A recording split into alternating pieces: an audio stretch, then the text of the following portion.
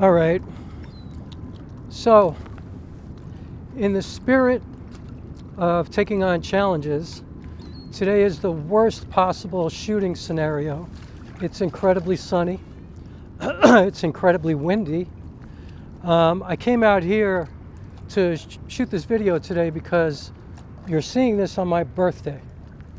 And I feel like I have to put out a video on my birthday, right? And these benches and these tables and stuff, this is where I often come to make videos. But as you see, the tide is really high. This is the Hudson River. And it hasn't even rained over the last couple of days, but the tide just seems to be rising for some reason. I don't really know what's going on.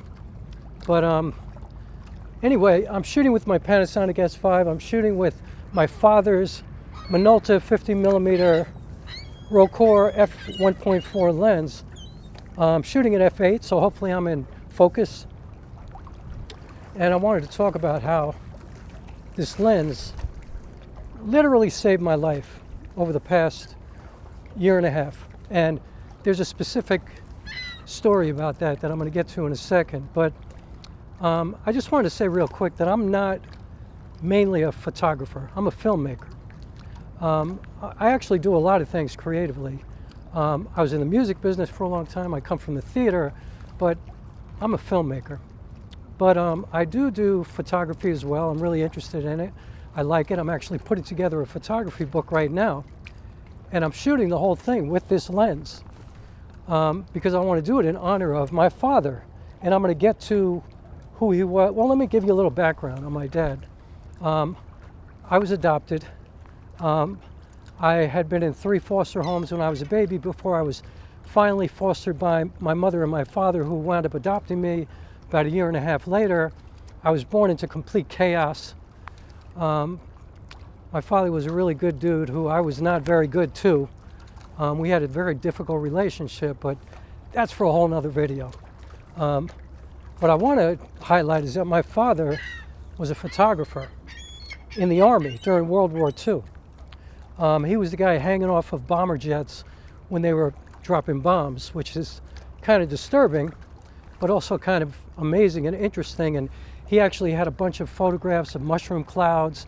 And I just remember one photo in particular when I was a kid of a hand, just a hand laying on the ground.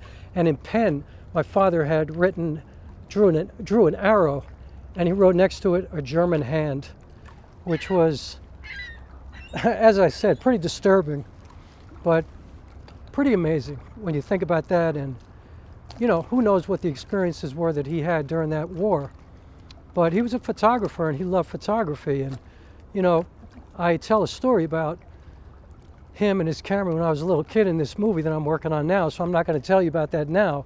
But my father died before I got into using a camera. I was still in the music business when he died. He didn't even know I wound up in the theater for 17 years.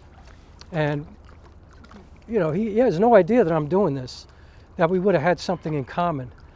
And that I lament that very often. You know, I think about it a lot, like me and my father would have had something to talk about, something to hang with. We could have gone out and shot together. We could have talked about tech together, you know. I could have spent much less time on YouTube and spent more time asking my father questions. And so I'm showing you some pictures here that I've shot with this lens and with this camera. And I want to talk to you now about how this lens actually did save my life. And this is not trying to be funny. I'm not trying to be cute.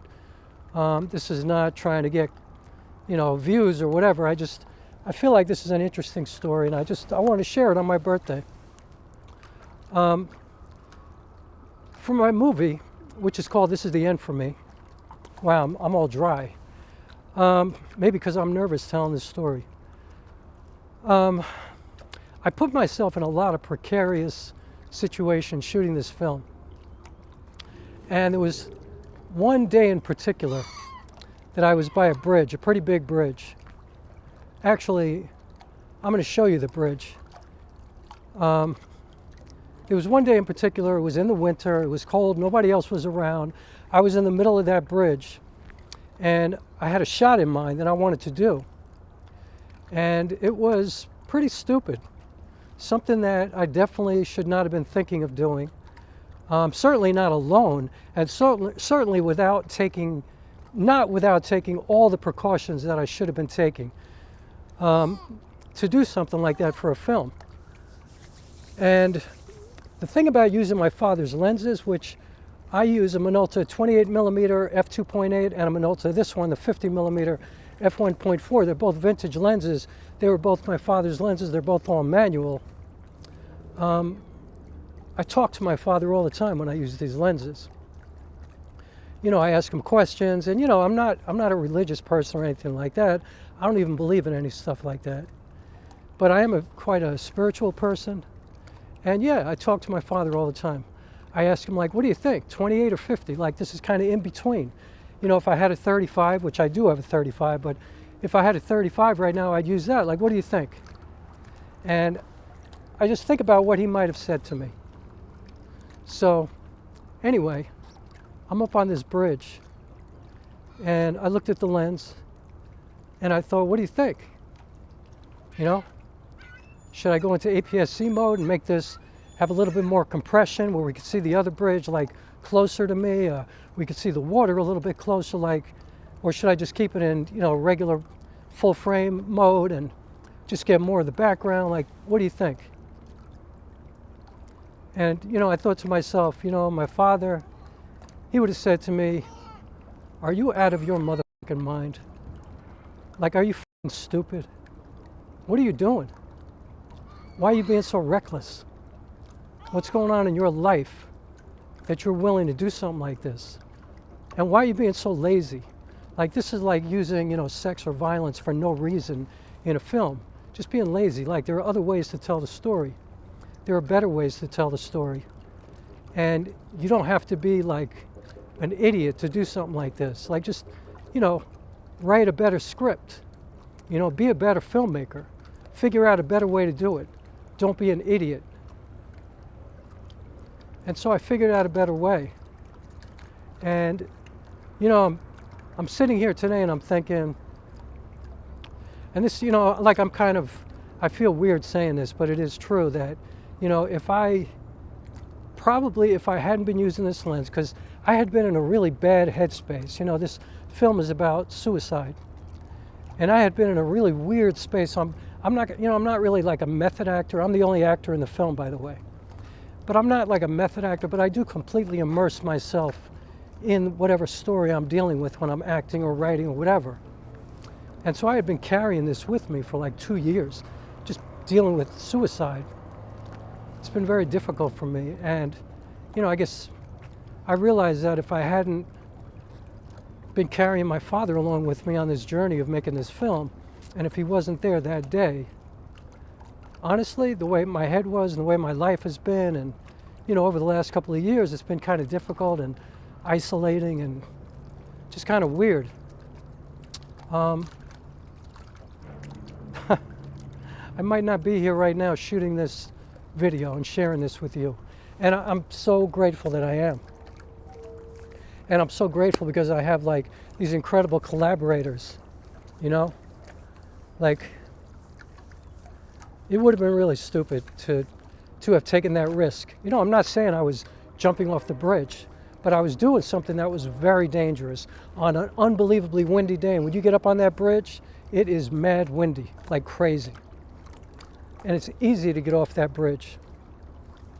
So, yeah. I would say that this lens definitely saved my life. And the process of working with it. You know, I also thought about all that I went through with this lens. This was the first lens that I used when I had a Sony a6400 and I adapted it to that camera, and I learned how to use a manual lens. Like, that's how I learned how to shoot. I learned about aperture. I learned about zone focusing. I learned about all of it, you know. So why throw that all away just being an idiot? So anyway, yeah, it's my birthday. What do I want for my birthday? Excuse me, I'm going to be selfish and say I have a GoFundMe. I'm trying to finish this film. I'm trying to submit to the Tribeca Film Festival right now, and Sundance, and a bunch of these other festivals. But we're also trying to have a theatrical release with this film.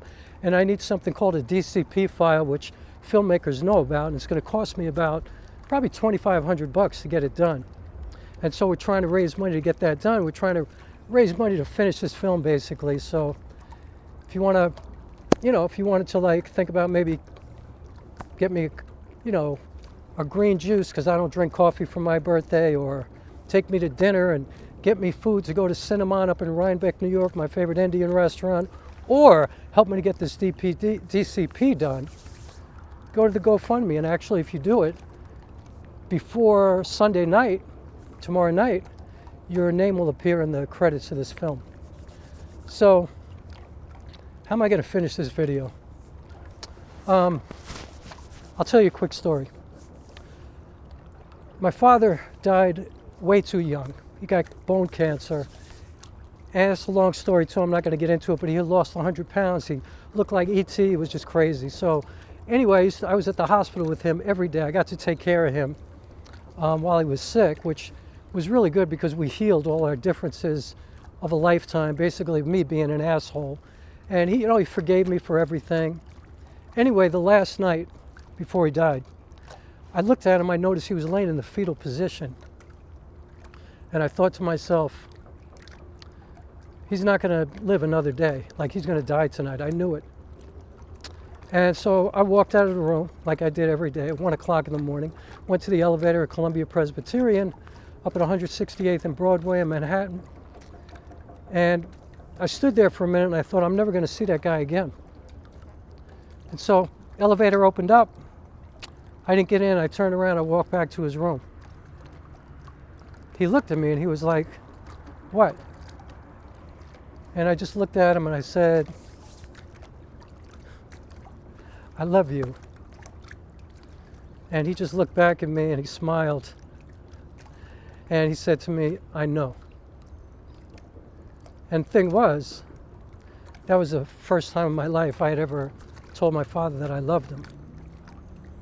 And he died that night, 4 o'clock in the morning, he was gone. And so I'm really grateful for that moment. And, do all the things that you want to do in your life, but appreciate every moment that you have. The other thing that has been really stark for me is when I worked on my last film, The Center of Distance, I found out that my biological mother died by getting hit by a van on 89th Street and Park Avenue, Manhattan. She was walking across the street with a rose to bring it to a friend of hers whose birthday it was, who was working in an office on that block. And when I learned that about my biological mother, like the woman who made me, it just made me want to do so much more in my life.